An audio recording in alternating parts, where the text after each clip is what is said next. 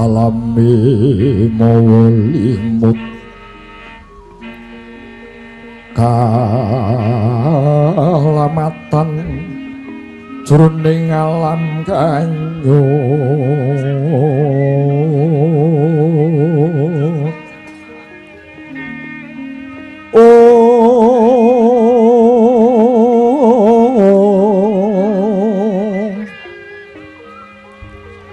saknya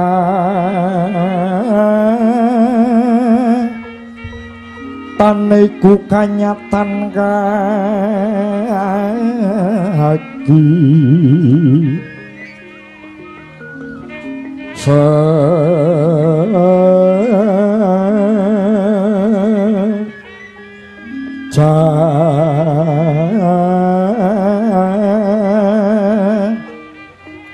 dinayan tan hemo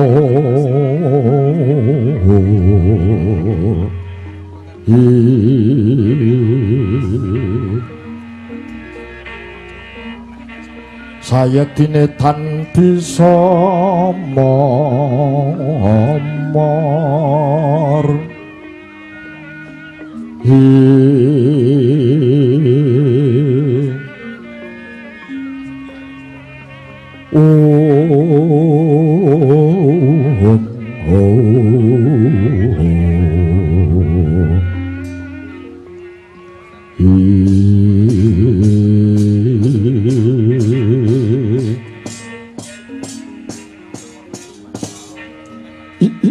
anakku nggir bocah bagus, anakku bocah Jarot Bratasena kanthi karaharjan praptanira kula Bratasena.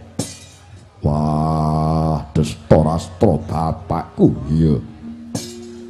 Raharja tekaku ora kurang sawiji apa ora liwat bektiku kadura. Iya nggir. Pangabektimu tak tampa gawe gedene atiku. Lega rasane atiku. Ulup. Piye? Piye kabare ibumu piye? Yayi Kunti piye? Babu Kunti seger kewarasan ora ana alangan sawiji apa. Wah, syukur. Kang Masmu Puntadewa Permadi kembar piye nggir? Yo. Etuk pangestumu uga ora ana alangan sawiji apa. Oh, syukur Bratasena. Bratasena. Dulur-dulur kaya padha slamet kabeh Bratasena. Bapak Durna iya. Melu bungah. Piye? Bagong slamet ora Bagong? Iya, slamet. Syukur melu bungah. Sengkuni wonten dawuh sinuwun, wonten dawuh. Coba sawangen. Kowe aja cengengesan Sengkuni, mara gage waspadakno sing teka iki sapa?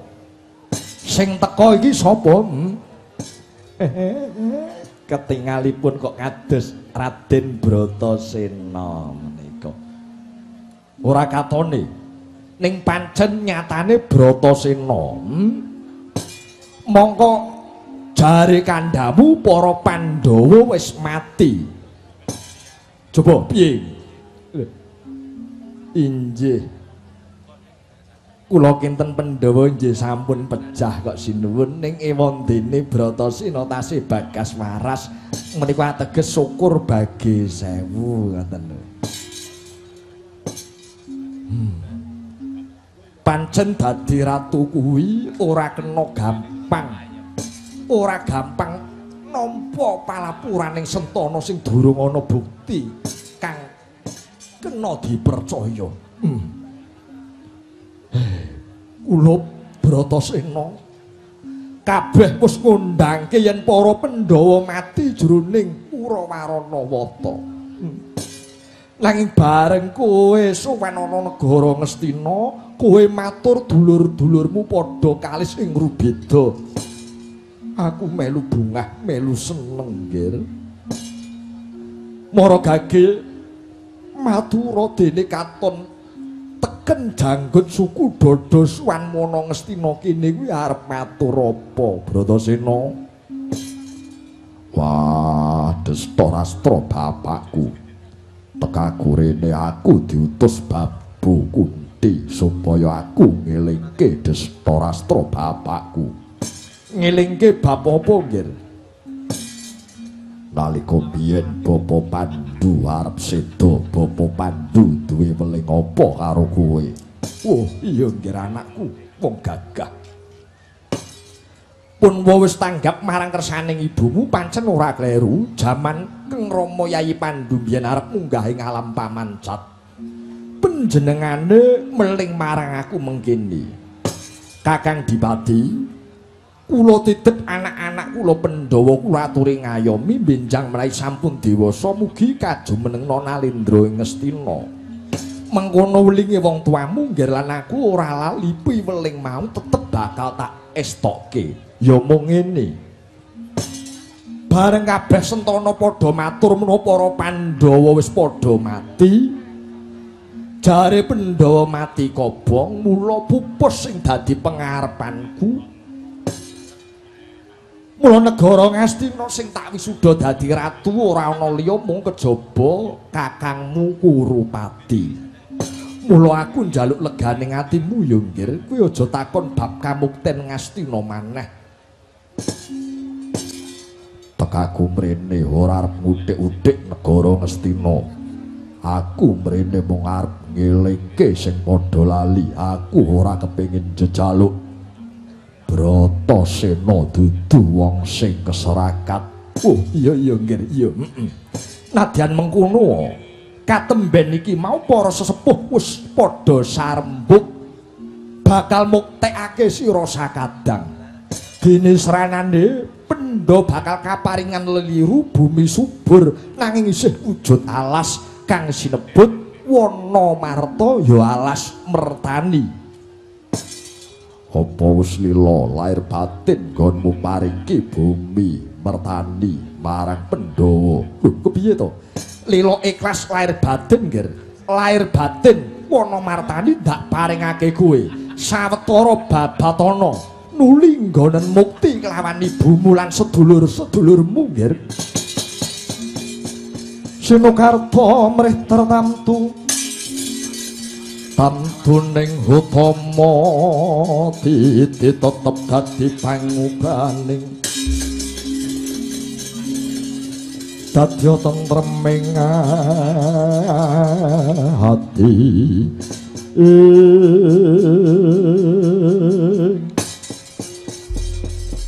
yen pancen peparingmu mau ikhlas lahir batin, aku minangka wakile kadang-kadangku ngaturake gunging penuwun.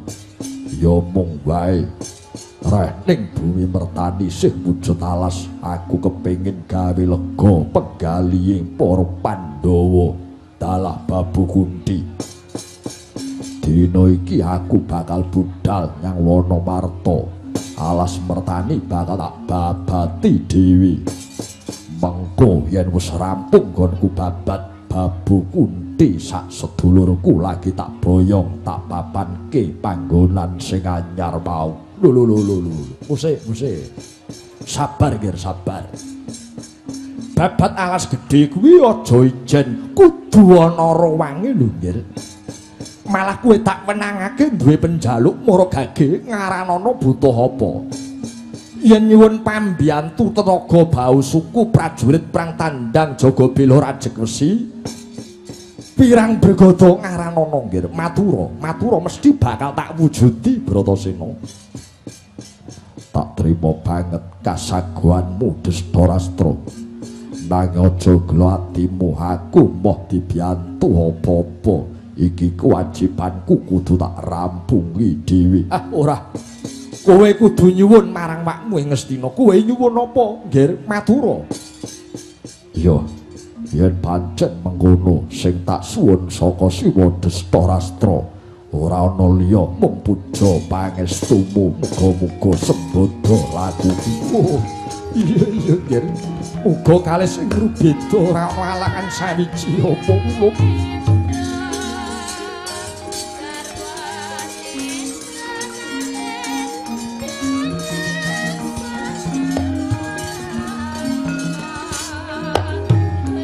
Bramara manguswa nyumbrang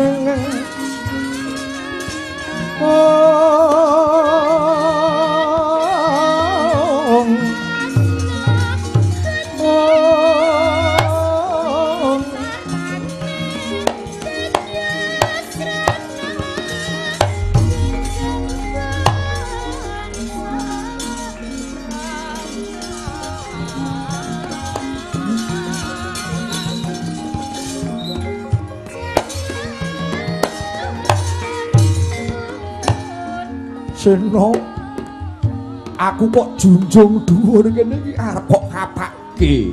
Bratasena. Wadestarastra.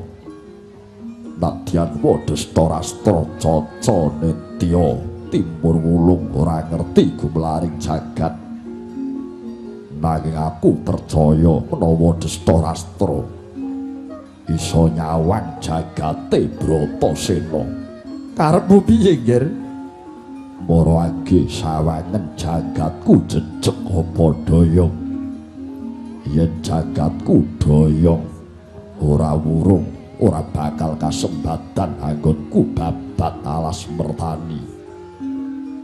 Nah yen jagatku jejeg, muga-muga pangestune si Wadestarastra iso nyembuh kasembadanku. Oh, Nger, tak sawang jagatmu jejeg kasembadan sediamu kula bocah bagus.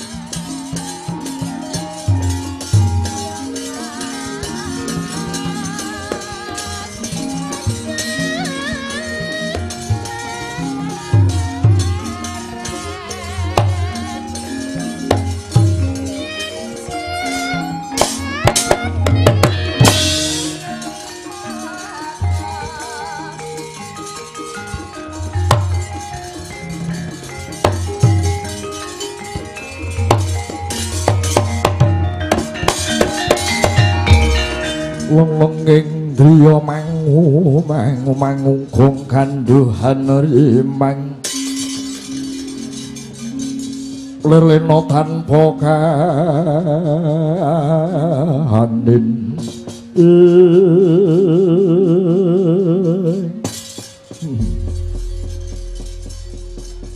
rumangsa lega rumangsa bungah rasaku kalenggan samengku senguni tak jaluk aja kok baleni meneh anggonmu matur doro ana ngarsane ingsun. Iya sinuwun pangapunten. Wis kalenggan samengko wis paripurna kalenggan iki bubarna kang padha gantung seba panjenengane ingsun arsa kundur ngedaton sinambi ngirang-irang penggalih.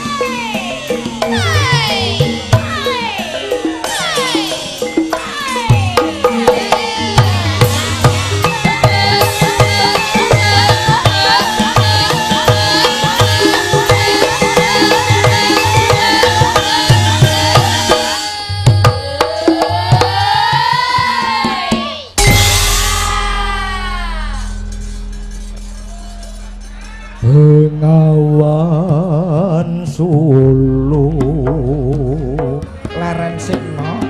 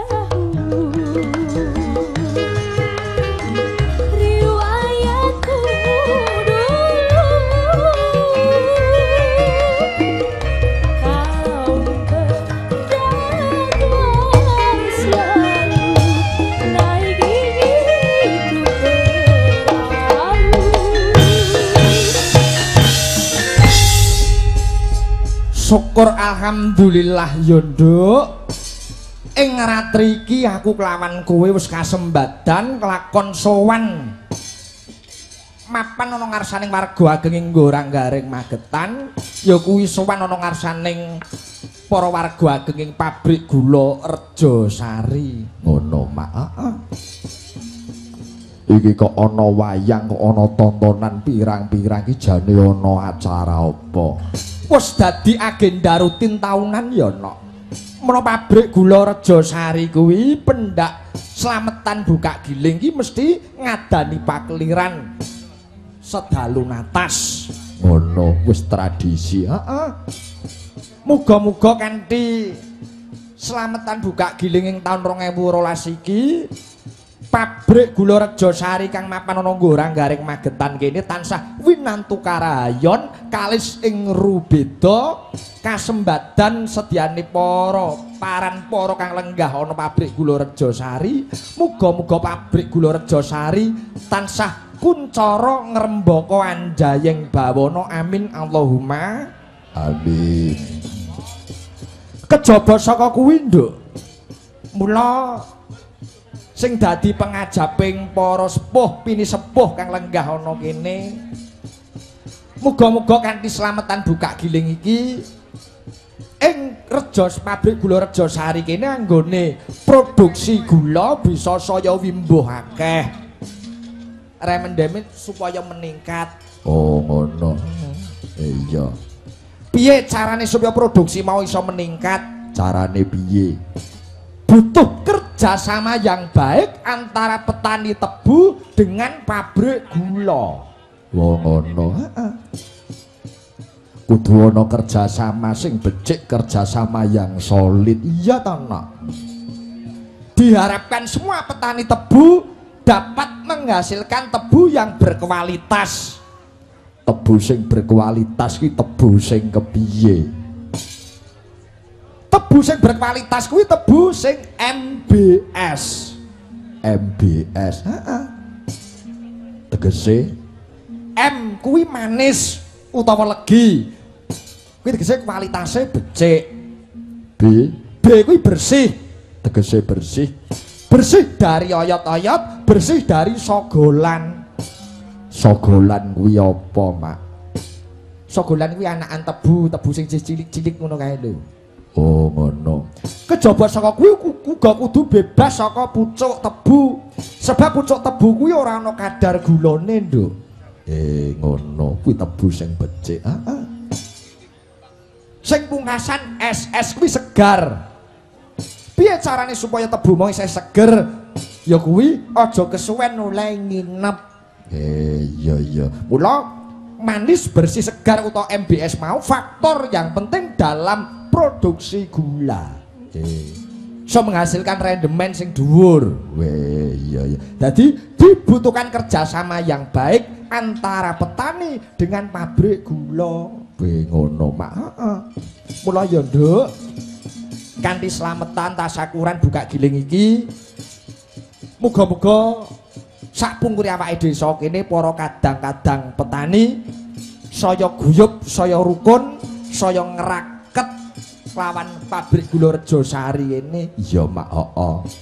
Ngaturke gunging panuwun, Nduk, marang ingkang kepareng lenggah ana pabrik gula Rejosari Goranggaring Laladan Magetan. Panjenenganipun Bapak ADM inggih menika Bapak Insinyur Harunian Dewanto. Iya, Mak. Sembah nuwun awake dhewe wis kepareng limbuk lawan nyangik.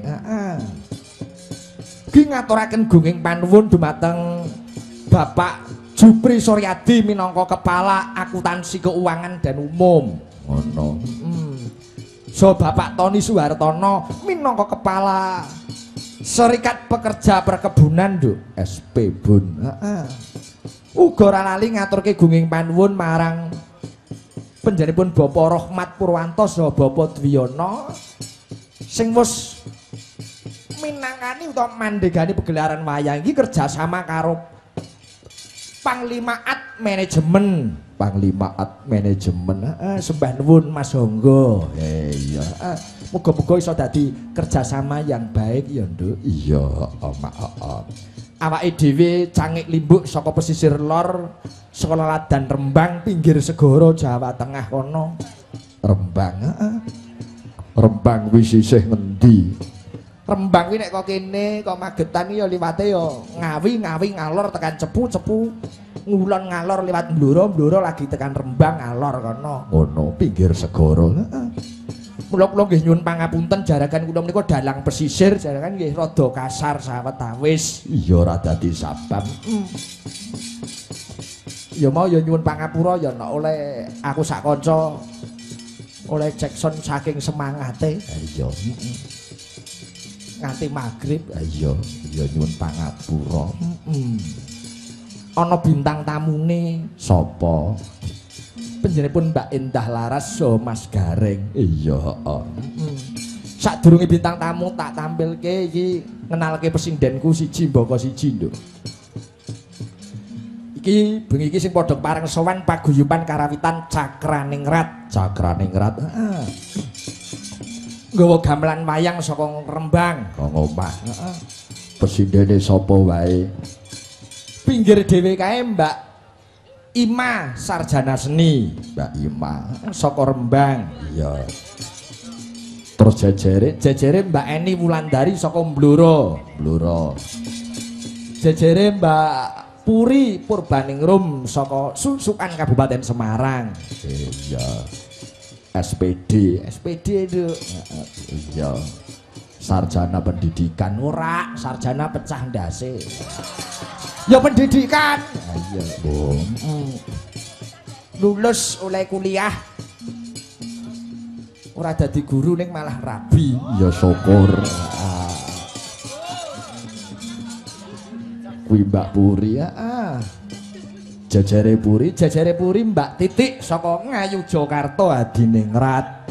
Ya adoh-adoh lho. Cakraningrat iki antar kota antar provinsi kok. Jajare Mbak Titik, Mbak Yosi Dian Pertiwi saka Blitar.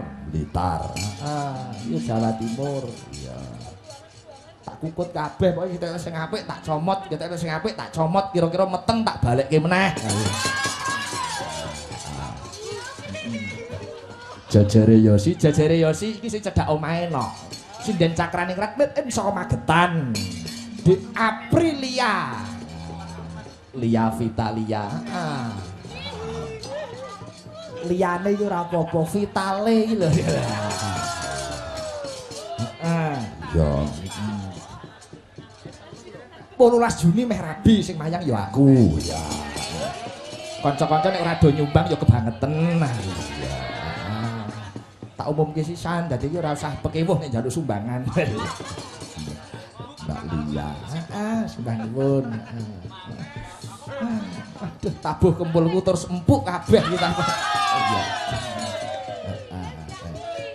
Coba no, iki kanggo paring panglipur marang Bapak ADM iki mau pamundutan Mas Sigit mengki nyuwun sinom nyamat. Nggih. Iya, sinom nyamat.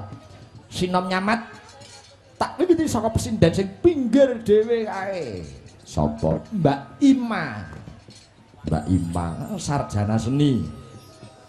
Asma lengkape Mbak Imraatul Firdaus. Ya apik. Oh, apik.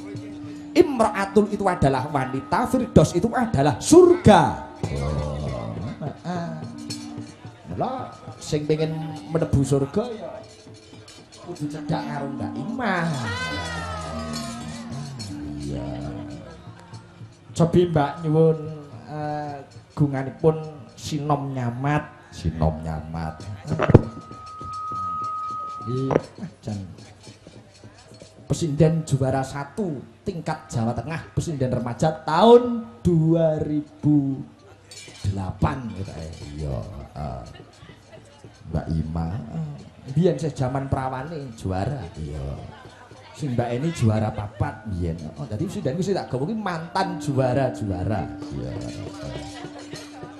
Puri juara piro? Wah, Puri juara 2. Nyinden ora balapan karung. Ya nyinden. Monggo Mbak Ima, sinomipun Mbak Yu.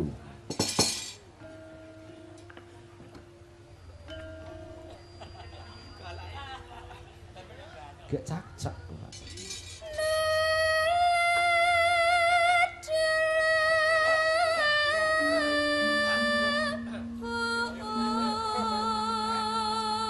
Dasare sing genter mantan pacare. Wah.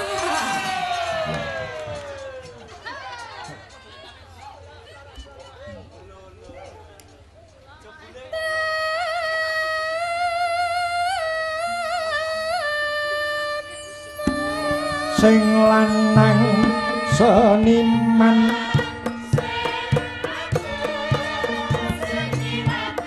kayane lupa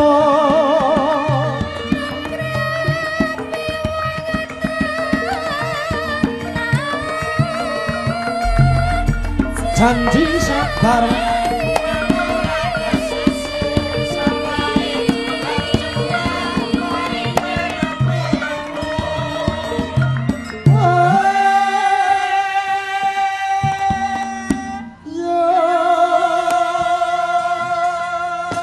luar biasa solite kanca-kanca cakraning Randu. Iya, nadyan to penggirunge do pamit. Wah, kabeh do mbanjeli. Iya. Pamit mergo do nyengkuyung kabupaten dhewe-dhewe anggone ngadani festival pedalangan ing Surabaya dina iki. Iya. Monggo Mbak Ima.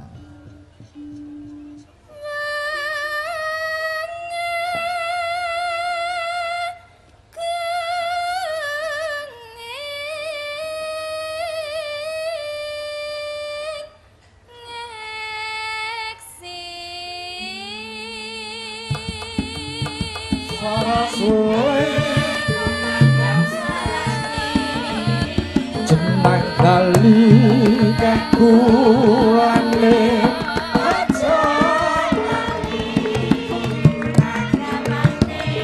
salat limang wektu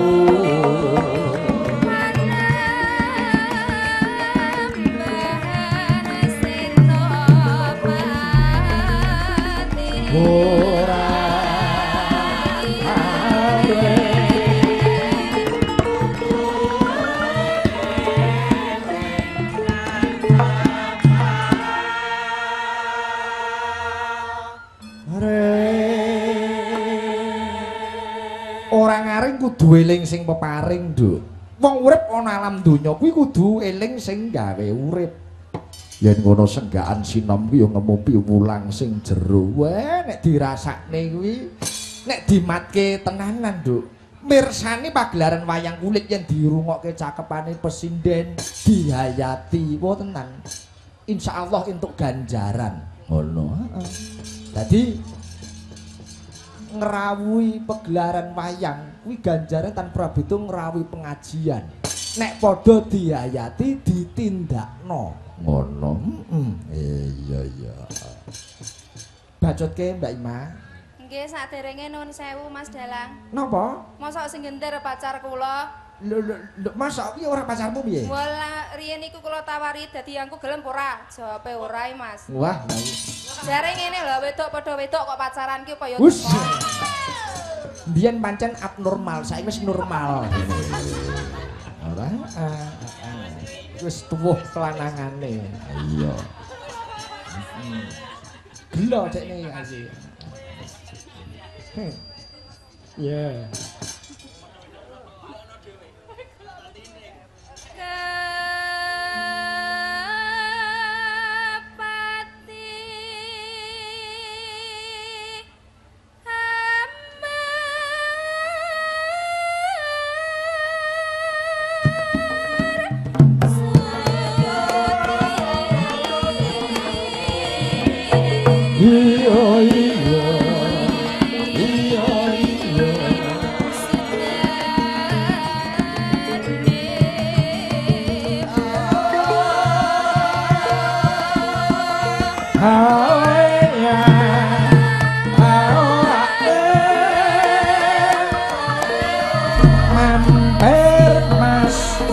Monggo mampir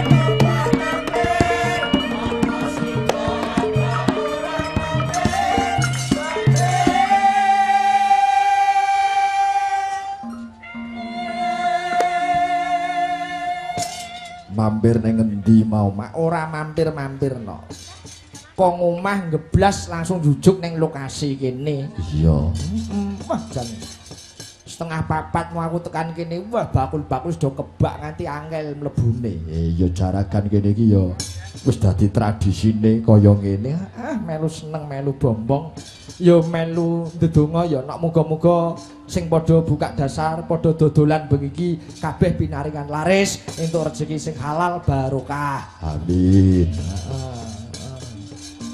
kopine Mbak Tun entek kabeh amin diampirke kok mau yo nah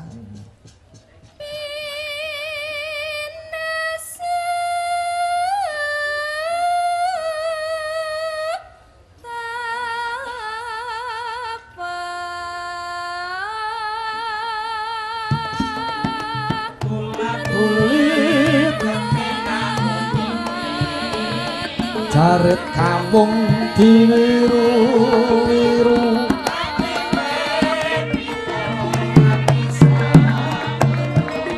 kelingan sliramu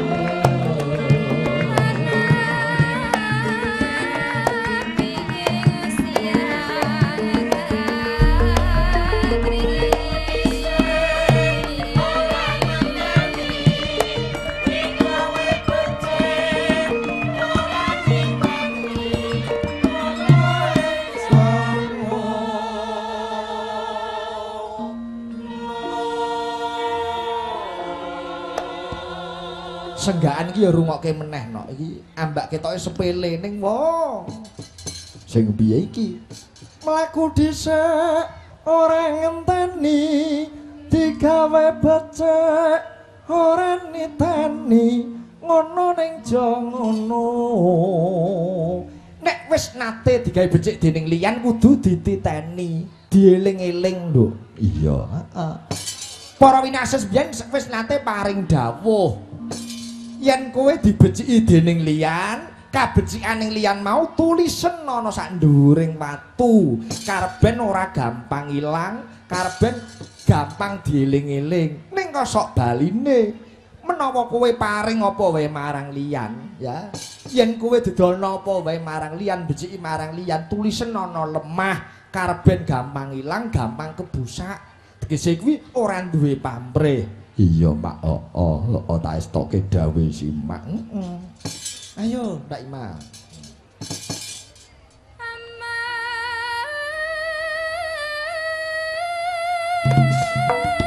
Pipo pabrik sing padha prihatin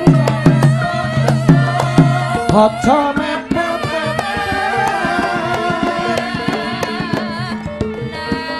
bacutke si kucing kok Mas Gareng karben munggah.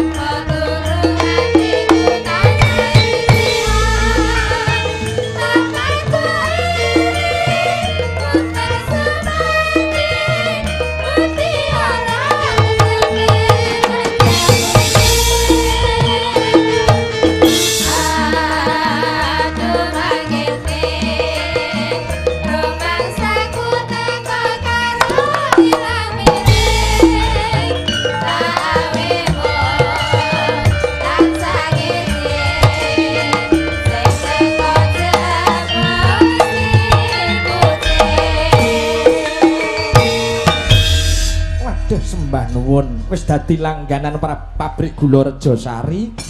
Pendak tahun Mas Gareng mesti kepareng suman rene. Rak. Kok rak piye? Tahun wingi lolos e. Weh. Ndak jarine wis nampa tanggapan dhewe. Wah aku iki kamu ke pabrik gula ki duwekku lho iki. Lho, pabrik gula Rejosari niki sing duwe sampean? Lho aja Rejosarine, Rejosari ki manggone ning ndi? Wonten Gorang Gareng. Nah, wong jenenge wis Gorang Gareng mosok wayang kulitan ranggo gareng. Waduh. Ha iki. cocok ketoke nggih. Protes aku iso lolos setahun iki piye. Nggih alhamdulillah ing taun menika Nggih kan sampun ditimbali malih. Nggih naminipun kalian naminipun rejeki mboten saged dipun oyak, Mas. Nggih, leres. Pancen durung rejekine ya ditampa kanthi lila legawa. Nggih. Buktine sakniki pun rejeki kula nggih ditimbali melih mriki. Ha nggih leres. Dados dalu menika pabrik gula Rejosari ngadani slametan buka giling. Menika ngadani tasyakuran. Wah, jan niki mesti hasile akeh. Ha nggih. Muga-muga hasile akeh mesine giling pun ditokke, Mas. Diresiki gedhi banget semonten ya, Mas. Oh nggih. Kae dermolem, Ding. Sing dermolem. Kira mesin giling. Dadi pancen niki pun tata carane Rejosari. Nggih. Bilih menawi badhe bikak lan tutup tetep ngawontenaken ringgitan. Ya, ini ya sampun tradisi. Tradisi. Nggih. Tradisi niku nggih jane mawon boten dilakoni ora apa-apa ning kok ana sing kurang rasane ngoten niku. Upama kalih jumeneng ngoten jane luwih sekeca kok timbang ongkrong-ongkrong ngoten. Kula pekewo kalih wedokan-wedokan niki lho Mas. Mboten napa-napa, mban-mban niki pun namung pun biasa. Nuwun sewu nggih Mbak Yu. Ora nesu wong cepaki sak tampah kok. Mula kok jindene kok ngemis terus. Bangsaku sindian kok senengane kacang godhog. Nggih. Menika ngadani tasyakuran utawi napa niku reuni ngoten nika. Reuni niki pancen kumpulan reuninipun antawis petani kalian pabrik gula Rejosari. Nah, Mula dipun wastani reuni no wonten tegesipun. Tegese Re itu kembali, uni itu berkumpul. Ini re. petani dan pabrik gula berkumpul kembali dalam rangka buka giling reuni. Lah nek reformasi. Reformasi re itu kembali, formasi itu tatanan yang baik dan benar. Mari kita kembali ke tatanan yang baik dan benar untuk negara kita. Ya pinter jebule. Lah ngene wis nganti lolos setahun kok, Mas. Kuwi nek reformasi. Lah saiki nek reboisasi. Re itu kembali, boisasi itu penghijauan kembali untuk menyelamatkan alam kita supaya tidak terjadi erosi, banjir dan lain sebagainya. Lah nek saiki sing terakhir nek remason.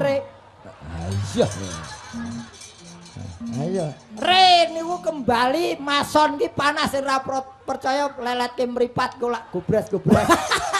Iya, ya iso ae. Omongan ilmiah kok lenyengan. Nggih. Mriki wis lagi iki lho tamu kok metu mburi iki lagi iki lho. Temlot lewat kono lho Mas ditolak ra entuk Mas buntu. Lah wis piye wong kebak pedagang, kebak tamu. Nggih. Mubeng lewat mburi iki tamu apa maling aku. Nek ya wong jenenge wis kewajiban. Namanya orang yang sudah profesional, apapun yang terjadi mari kita jalani. Ya lihat buri ya alhamdulillah karo satpame karo panitiane dituntun nganti tekan transitan. Nggih. Wancine dadan Mas, kowe mungkur wancine dadan. Pripun? Lampune mati. Moto isih siji iki Mas. Waduh. Terus? Dia separo iki mau. Iki wae agar aku munggah panggung dadanan separo so bayaran separo tenan iki. Nek ya alhamdulillah ya bola-bali panitiane cekatan. Ya apa-apa ki yen ditata kaya bengi iki ditata rame wah jan gayeng Rejosari. Wong jenenge Rejosari, Rejo kuwi rame, Sari kuwi becik. Wah, nggih. Dadi pabrik gula rene iki gawe rame lan gawe becike, gorang garing kususe lan magetan Madiun umume. Ya. Mula diharapkan kerjasama yang bagus antara petani tebu dan pabrik gula. Itu harus. Ojo nganti congkah. Ojo nganti congkah, diharapkan adanya saling jujur dan bekerja keras. Nah, itu yang salah. Loh, kok salah piye to? Yang benar tidak bekerja keras tapi keras bekerja. Loh.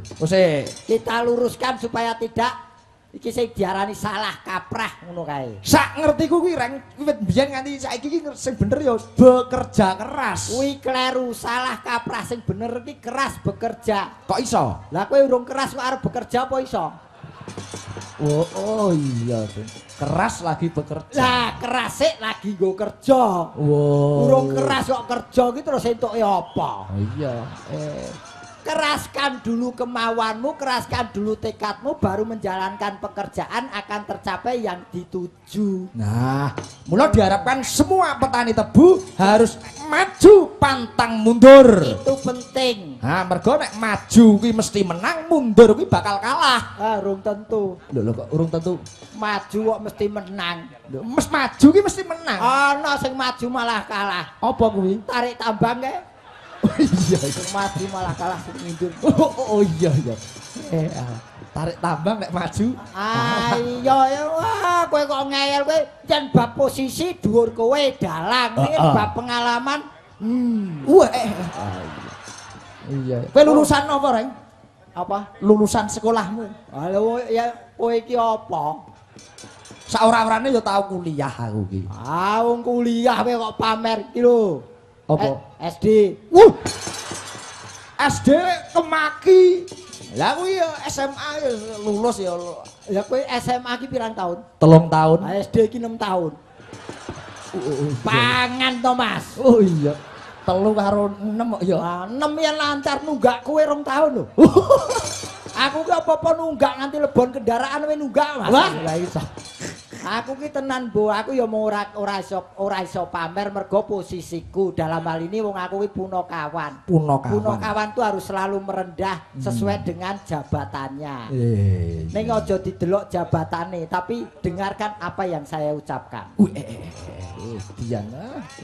Kowe wong tak kandhen iki tak takoni Rejosari disesuaikan dengan keadaan sekarang apa artine? Rejo ya kaya mau rejo ki rame sari ki becik. Itu sing gampang ditelakani yen aku ngonceki luwih jero. Rejo sari tegese Ra kuwi resik-resik kanggo persiapan buka giling. kuwi rejo Iki jo nganti rego anjlok maka dijaga kualitas gulane. Saben nganake buka giling kudu wayangan kaya bengi iki dalange Ki Sigit. Ri kalenggan dinten samangke kanthi dalang Ki Sigit lan Gareng saka Semarang. Wah, iki kudu endah urung ngadeg kok dadi kosek ya. Iya, Kowe ora manut rombongan ya, Nduk. Dadi yen iki bengi iki ora nganti wayangan iki padha ae ngrusak tradisi. Wayangan kedah Pak ADM. Kedah. Kula ngengetaken Pak ADM. Buka giling, tutup giling, kedah wayangan. Wayangan. Dalangipun sinten sumangga mboten masalah. Sing penting dagelane kula. Iki provokator ya pinter men. Nggih. Aku agar payu ora lewat dalan terus tak provokatori aku. Iya. Ya wong piye wong mosok padha Jawa Tengah budal dhewe-dhewe. Ning saestu niki nggih bejanipun Piyai Ngurang Gareng utawi pabrik gula Rejosari pikantuk dalang ingkang bermutu tur murah. Ya ora. Cah dirungokke. Piye? Murah. Bareng dalange muni murah yogane pucet kabeh. Pucet wong panjere wis tak entekke nggo tuku semen. Ya wis ngene le rasakno melu dalang seneng royal yo ngene. Mboten ning mboten. Mboten niki pancen bermutu wong Ki Sigit niku saestu sesuai dengan namanya SIGIT. Ya, Sigit. S niki seniman muda saking Rembang. Isi Surakarta lulusanipun. G. Gelem sinau, gelem meguru nadyan wis sarjana. Ilmu sanggit lan lakon mumpuni. P. Trampil nyabet ya trampil ngethok blonjo. Wah. Aku sing tak senengi kowe. Kowe ngarani kok ya iso pas. Wong kowe iki ya muridku kok. Waduh. Nek Sigit saiki nek Gareng. Ayo. Iso negesi jenenge wong liya kudu iso negesi jenenge dhewe. Gareng gaki ganteng ning ora sombong. Wah. Reng. G ganteng ora sombong. Akeh sing nyenengi ning ora sombong. Tetep ora sombong, Mas. R. Rame ing gawe sepi ing pamrih. Watake wong ora sombong. Wah. E. Eman-eman wong kaya ngene kok ora ana sing nyenengi. N. Nadyan dikaya ngopo tetep setia lan patuh marang gaweane. Tur ora sombong. Ora sombong. Wong setia iki mesti ora sombong. G. Iki lho aku angger nemoni nggon jeneng hurufe double iki bingung aku. G iki apa, Nduk? Gelem pentas Nadyanto ora dibayar. Iki cocok. Jane karepku ya ngono ning yen kok dianggap serius lah. Gosok aku. Nggih. Gemi Nastiti ngati-ati ora nyepelekake nyang gawean. Wow. Aku ki yen ngonceki jenenge wong pancen prigel yen jenengku dhewe pancen kuwi tabu Mas Bas. Waduh, ya tabu. Tabu. Nggih. Dadi kok yen aku ngonceki ndak dikira sombong ngono. Mula wong aku ki wateke wong ora sombong. Aku ki yen wong ketok kok, aku wong sombong ora sombong ki ketok. Ketoke? Ya kaya aku ngene iki wong ora sombong, ora ngetokke jane bagus. Kaya wong ora sombong, ora ngetokke, ora sumbar yen aku bagus, mula tak tutupi, tak dandani elek. Waduh, jan. Pengakuane mongko nyatane raine iki jane kebak panu. Mula di aku panunen lak ketularan kowe lho, Mas. Oh iya ya. Kumpul rong dina karo kowe kok iso ngeblok ya. Ayo wong iki jenenge nggih ndedonga ana tembunge manca ora etlabura. Tegese kita bekerja sambil berdoa. Wah nggih. Kerja ngene karo ndongakake pabrik Gula Rejasari bisa mengkup buka giling lan tutup giling kanthi slamet kanthi hasil sing becik apik lan munggah pasaraning gula. Amin. Sowan mriki kala wau kalih sinten Mas Gareng? Kalih biasa to. Sinten? Sing dipasang ke spanduk. Ki spanduk ki dipasang ning ndi ora iso jejeg. Kok ora iso jejeg? Mesti miring. Sebabe Mergo kabotan gambar sebelah. Coba. Jane gambare endah ki pas tengah aja pinggir kono. Agar pas pinggir mesti jojeng miring ngene, Mas. Mbak Endah kan munggah nggih. Dispoti slendro songo. Nah. Ning padang bulan ning pesisir Banyuwangi. Padang bulan ning pesisir Banyuwangi.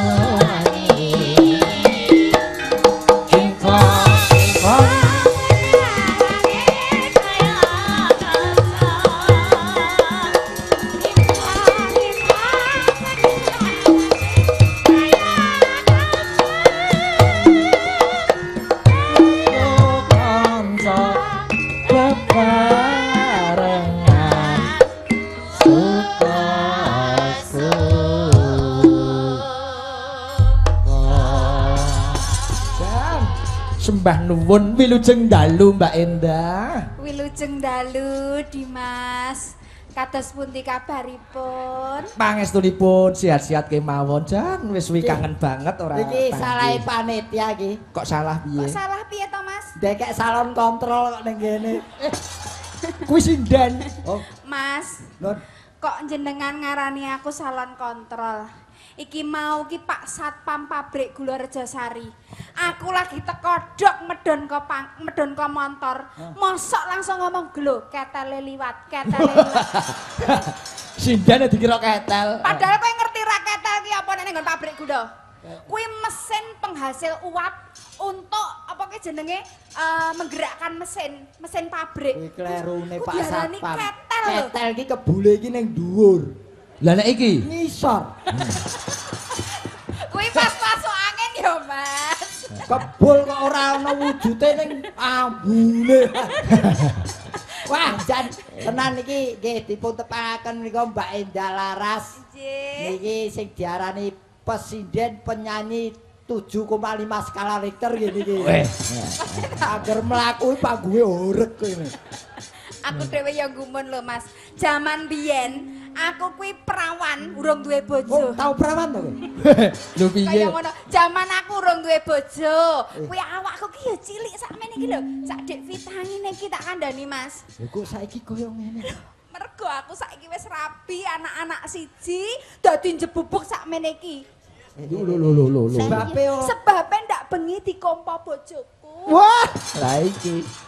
Kowe nek ora ngerti, nak ngerti to Dimas tak bojoku tukang kompresor. Ah, bener. Nah, mulane kuwi aku ki dikompo ati gedene sakmene iki. sok meneh aku pengen ngerti nggone pentil iki ngendi. Pengen ngerti? Pengen ngerti, Mas? Oh, bojo kok mumpah ki lho.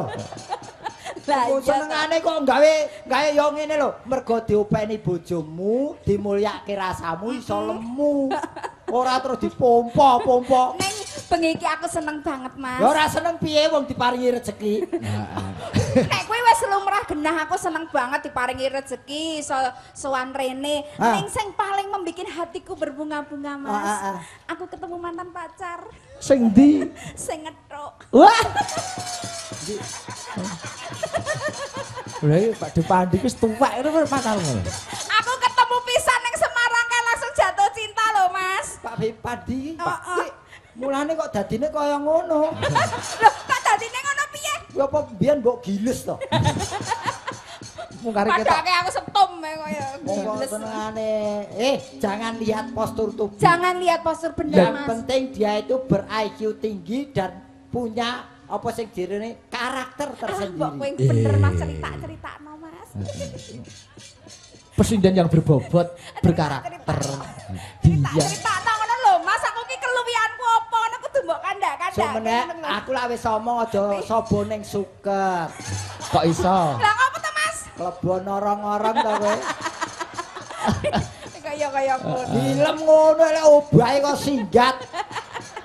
Aku sakene seneng atiku lho, Mas. Ya bener. Lah iya. Ya wong iki ya kadang kala ngembani Dik Sigit, ndelok wayangane Dik Sigit Elok mulai yo, Mas. Weh. Ya ampun, semakin apa jenenge semakin Ke depan Ke depan. semakin bagus. iki Ning digadang-gadang. ora bakalan kondang cah. Sebabe kok Kowe aja iso bedhek ora macem-macem, bakal Mas. kondang. Pinter, sarjana, mumpuni apa wae kok ora dadi dalang kondang. piye? Ning juruse kepengin kondang urung nyekel. Lho. Piye juruse supaya Jurusnya piye kondang? to, Mas? Raben. Weh, lah iki.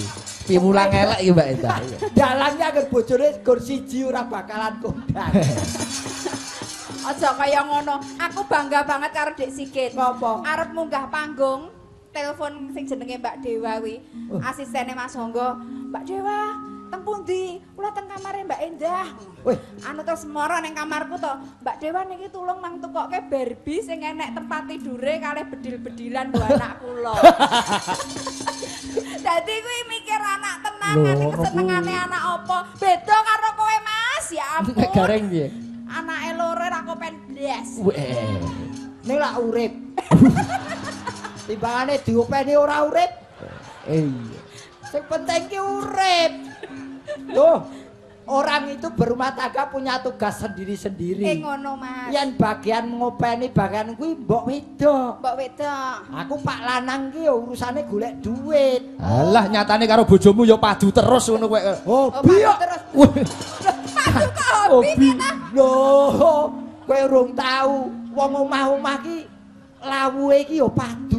jare winganane ya mentas padu Jadi meneh. anu bumbune wong omah-omah ki ya sok tukar padu. ngono Rumah kuwi, Mas. tangga tanpa diisi oleh padudon kuwi hampa. Wah. Nek ya kuwi aja diteruske. Nek ya kuwi ya kadang ya sok over ya tahu. Cover piye? Over piye ta, Mas? Aku tahu bojoku ki padu kebacut over ngenengke aku. Weh. Sedo, Mas, ngenengke kowe. Mbak Yu sing lemah lembut kaya ngono kae iso ngenengke kowe. Aku ya gumun wong bisu kok ngenengke. Lah pancen bojomu kan ya ora iso omong lho. Macam-macam lho. Lho tegese yen biasane ki sik ngajar isyarat ning Heeh. kuwi blas. Eh, Yo nek bojoku ki iso omong sithik-sithik lah pokoke. Terus Tegese pancen wong menengan menengke blas angger turu mengkurep. jingkrong. Ngono kuwi. Ya wis ngono kae lah posisine. Mengkurep. Ya ampun, Kowe Mas. bayangke aku ki angger bar wayangan kesel ngene iki lak jamune lak yo Mung kuwi. Ayo tradisional dan itu memang layak untuk dikerjakan suami istri. Lah ya bener. Agar bali wayangan iku mulih ki ning omah turu mengkurep. Heeh. Tak brengkal ora iso dah. Lho kok ora iso? Loh. Lho kudune kaya aku biasanya dibrengkalne ya iso. Lah Ora kok iso kelet dialteko kok. Aku dialteko Oh, bareng. lo lah yo ning lah ini jangan meninggalkan para pini sepuh. Pini sepuh wis tau ngendika. Piye? Le yen kowe nanggori apa wae sing asipat okol, Okol. otot, Heeh. kowe gunakno akal. Ngono. Mula aku nggunakake akal dah. Piye, Mas? Yo alhamdulillah karo Gusti diparingi akal, diparingi dalan keluar. Piye? Entuk sepanduk jamu. Wes. Sepanduk jamu tak tarik, tak geret, tak ketok, tak nggo kathok. Iya. Oh. Aku nganggo kathok sepanduk jamu bojoku weruh nangis gugu. Aduh Mas aku luput karo kowe. Aku nyiksa karo kowe. Aku njaluk Aku njaluk ngapura. ngapura. Tenan kuwi. Kok iso ngono? Weruh aku nganggo kathok sepanduk jamu kene iki tulisannya berdiri sejak 1918. Weh, lah iki. Kok suwe men. Wah ya wis bayangne wong sejak tahun itu lah kaya tugu perapatan. Perapatan gorang-gareng mau. Wis jan wis. Ora wah ya ini Heeh. bola-bali kodrate menungso. Iya, Mas. Ora mung aku tok, mbok menawa bapak-bapak liyane ya tau nglakoni. Yen wong wedok kalah, bojo kalah, mesti wong lanang adi-adi, ya ora? Iya, betul. Iya Wong bener. lanang Bener. jual mahal, ya ora? Iya, bener. Aku jual mahal, bojoku golek akal genti. Entuk sepanduk pabrik sepatu anyar. Dinggorok karo bojoku, sepanduk pabrik anyar dinggorok arep metu kok omah tak tarik regedek. Sebabe. Sebabe apa, Mas? Bahaya. Iki yen metu nganggo sepanduk pabrik anyar ki bojoku remuk. Kok iso? Kene ana tulisane ada lowongan. Oh, Kowe bojoku dilamar wong 5 bali yak sengkleh. iya. Walah, ya ampun. Gara-gara si sepanduk kuwi, Mas. Ah iya. Aku ya tau duwe cerita. Aku karo Mas Bambang bojoku kuwi mbiyen ya meh wae ora dadi manten. Meh wae ora sida rabi. Sebabe apa? Sebabe aku mbiyen kuwi dolan. Heeh to, kok enek sepanduk warna-warni ngono kuwi terus tak jaluk, tak jikuk, tak dandake dadi rok. Weh. Heeh. Sepanduk kuwi lho kolam berenang kuwi lho, Dik. Nggih, nggih. Kolam berenang waterboom ning Solo kuwi anyar Waterboom. kuwi tak nggo gawe rok mekruk ngono kae lho. Terus? Rok mekruk pikirku ya bojoku men seneng calone kuwi men Heeh. seneng. Bol ora. Lah. Malah kaget ra sida. Sebabe. Lah tulisannya kedalaman 50 meter. Lah jeru banget ya gitu. Kowe sing bodho bojomu. Loh, kok bodoh? Kowe yen nganggo spanduk kolam renang ngono ki bojomu kudune nganggo spanduk juga. Spanduknya apa? Penyelam. Kok penyelam? Agar ana pelatihan penyelam. Lah kuwi 50 meter ki sing leboni ora penyelam kok. Ora gedok lho kuwi. Nggih, nggih, nggih, Wong nggih. ya iki sing diarani guyon maton. Iya. Nadyan iki sipate guyon diambil hikmahnya. Barang siapa atau siapapun kalau menemui sesuatu yang maine okol, maine otot, Kudu. maine ngeyel, gunakanlah akal Akal. sehat Ya. untuk memecahkan masalah. Cocok. Cocok. Mas, ngomong-ngomong bab akal, Nggih. aku tadi kelingan riwayate Mas Gareng. Riwayatnya piye kuwi? Kira-kira 3 tahun yang lalu, 3 tahun yang aku lalu? ki lak pentas karo Mas Gareng neng Lampung. Nggih. Neng Wae Kambas. Kowe ngerti to kondang apa nih? Gajah. Gajah, mongko gajah sing neng Wae Kambas gede-gede, guadinge gede-gede. Heeh. Dilalah Mas Gareng kuwi apa jenenge lagi mlaku-mlaku. Kuwi anak gajah sing lagi ngamuk. Wah. Wuak, wuak. Ngono kuwi guadinge wis ngene-ngene arep menerjang Mas Gareng. Heeh. Aku kan ya kepeden wong aku ning nggon adoh biangat ngono kuwi. Lah kok Mas Gareng kuwi toh meneng. Tenang menenangkan diri ngono ngerti-ngerti. Heeh. Udah. Lho. Klambine copoti kabeh kaya ngono kuwi. Ngerti-ngerti udah terus ngayang. Wis. Ngayang gajahe teko luk ngono kuwi. Terus ngerti-ngerti ana sedo nesu. Malah nyedak. Mas Gareng kuwi dikira bleduk. Dikira anak gajah. Dikira anak gajah. Kae lho Mas piyen kae lho. Ala lek kowe ngayang ngene kae lho. Lah mula batine gajah sing gedhe mau iki bleduk layak, iki telalene kok isih cendhek. Wewe cendhek kowe nganggo banget wong kuwi gajahe bleduke iki pas pilek kok. Burung metu gadinge ya ndah ya. Ya ampun Mas. Nggih, nggih. Kowe padune kangen karo bledukku ta, Kowe? Ya sakniki nembang Mbak Ida nembang. Slendro Songo nembange lagune Banyuwangen. Iki. Iki nek Mbak Endah iki gelang alit. Oh, ngono. Alon-alon ya Dik wis suwe ora tau nyanyi kaya ngono. Apa ya nembangi karo mlayu. Yo alon-alon bae. Aku kira wis umur to Mas, umurku wis 37. Beda nek adik-adik iki jek rasa napase jek landung. Ngerti dhewe to Mas? Iya. Gelang alit dibawani. Sepinten Dik? Apa to Mas? Lenganmu lho sak pupuku. Jangan nyek. Ada pepatah barat mengatakan, big is beautiful. Apa iki? Dhuwur njebibik ngisore mentul-mentul. Ora. Besar itu adalah cantik, gendut cantik. Ya, di balik kekurangan itu pasti ada kelebihan. Sanadyan awakku gedhe, Mas. Yo ketok blenek wis. Benek-benek ngene iki ana sak perangan sing cilik. Mas Gareng awake cilik, mesti ana sak perangan sing gedhem. Ora wong bleduk kok. Iya. Membiat mayun eman. Mas Gareng, ibunya penjual bumbu dapur di pasar ya? Kok tahu? Pantesan jari-jarinya kok kayak jahe. Driji kaya jahe. Mbak Endah, Iya. bapaknya supir box ya? Pantesnya bapaknya supir box tenan toh? Iya betul. Pantesan badannya saya kayak box. Kowe kok driji kaya jahe iki? Kowe konangan bakul wedang lak dijaluk aku. Kene iki aku wong dodol wedang jahe lho. Ora nesu karo kanca ora ketemu kaya nesu. Hah, horor.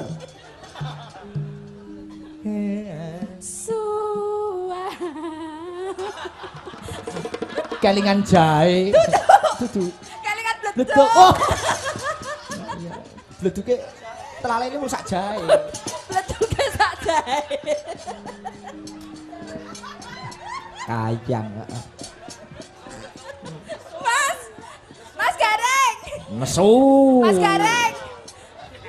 Mas, jangan kayak gitu dong, Mas. Kamu tahu nggak, Mas Gareng? Apa bedanya cincin yang aku pakai ini sama aku? Tahu nggak bedanya? Enggak tahu. Kalau cincin yang aku pakai ini melingkar di jari aku, kalau aku melingkar di hati kamu. Kamu tahu nggak bedanya gelang sama aku? Nggak tahu. Aku kepengen ngedol gelangmu. Ya iki. Ilmu perkerenan ditone.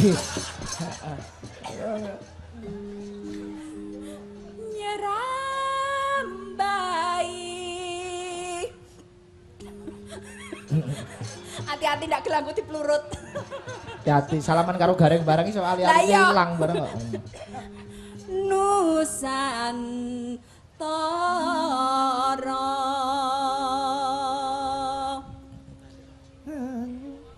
pianyu wangi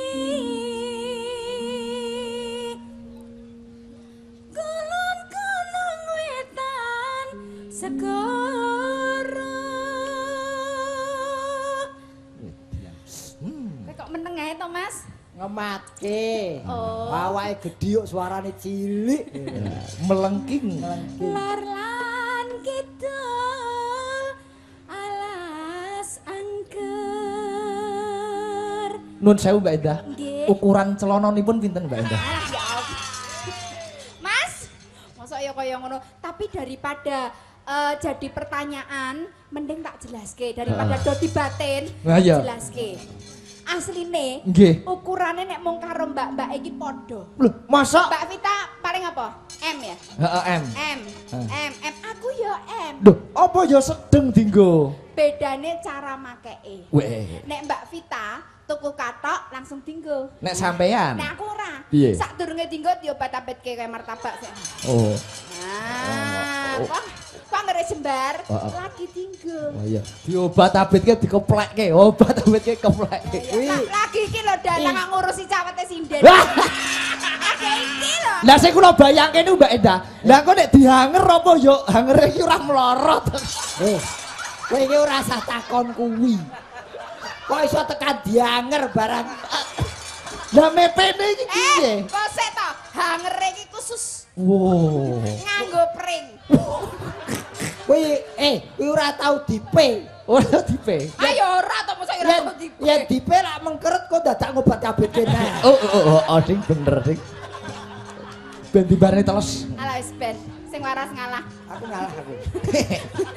Kan keliwat liwat. Soalnya aku tau ngerti. Katoke tanggaku mlorot. Jadi hangere kok kecilikan wah aku. Yakin mbok modar tenan aku ngerti. Sik nuwun sewu Mas aku takon. Piye? Kowe kok nyawang kathoke tanggamu kok apa bojomu ora tau kathokan to? Kok iso tekan ngendi-ngendi sing mbok sawang? Apa bojomu dhewe iki disawang? Mas Gareng, Rene, pindah. Neng Dek. Bahaya sesep bojoku ya disawang. Ijek apik sampean. Lah pripun? Timbangane anake Mas Gareng. Heeh. Anake Mas Gareng ki lagehane nek njaluk penjalukan ki kudu dituruti. Nggih. Kuwi nek ora step 40 dina 40 menit. Ha dilalah dolan ning nggon aku. Nggih. Dolan ning nggon aku lak mepe daster. Apa terus jenenge katok. Terus apa-apa kuwi tak pepe wong bar bayi. Anake Mas Gareng ki duwe penjalukan njaluk kenang-kenangan. Apa kuwi? Kuwi nek ora dikeki 40 dina kuwi apa jenenge step. Nduk njaluk apa? Kenang-kenang katok jeroku. Weh. Ya aku mesake to. Terus tak kei, malah saiki didandakke dadi jaket. Terus tak tekoni, Mas, sing nggo sapa? Sing nggo genduk kae. Ya ora sok genduk ya sok aku barang. Kuwi ana turane sithik kira-kira ya sak kilan itu tak nggo krudung sirah.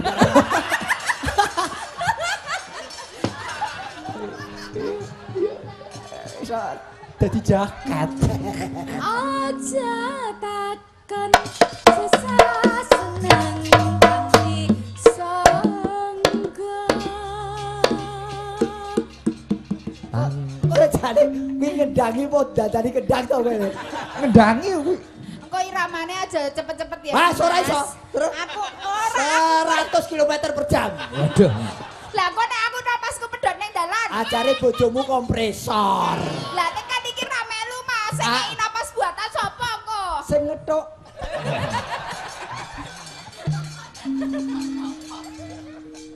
Tanah Hendia gumelaring gumelaring Taman Sari Nusantara.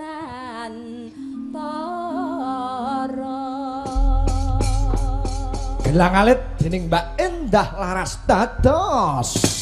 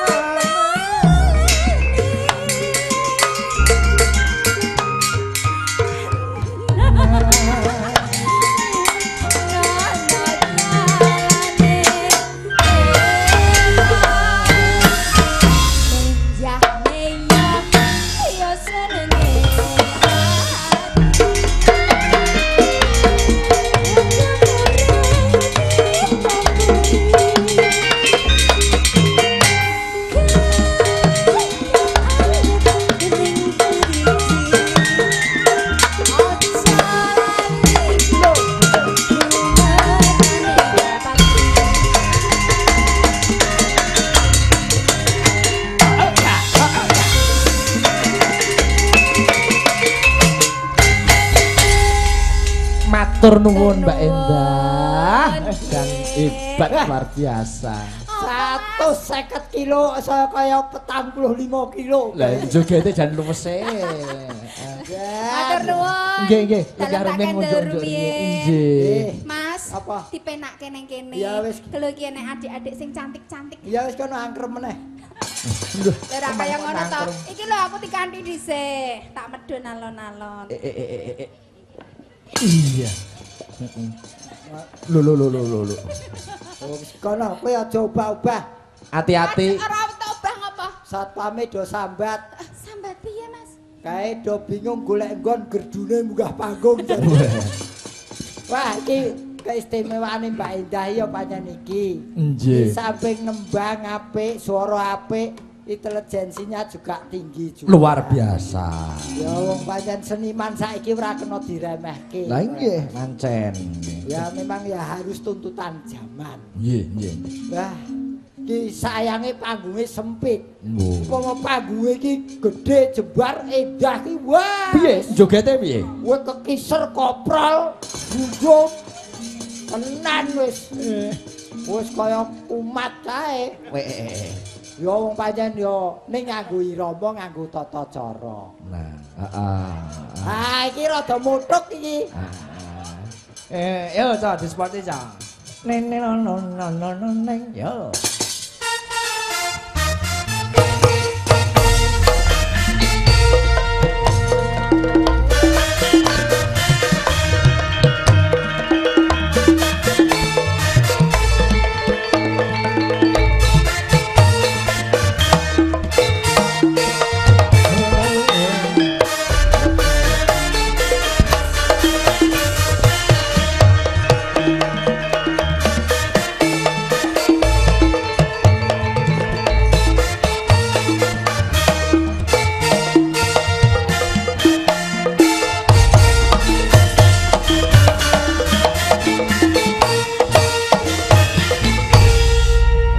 Lagi ngerti jogete piye, Pak?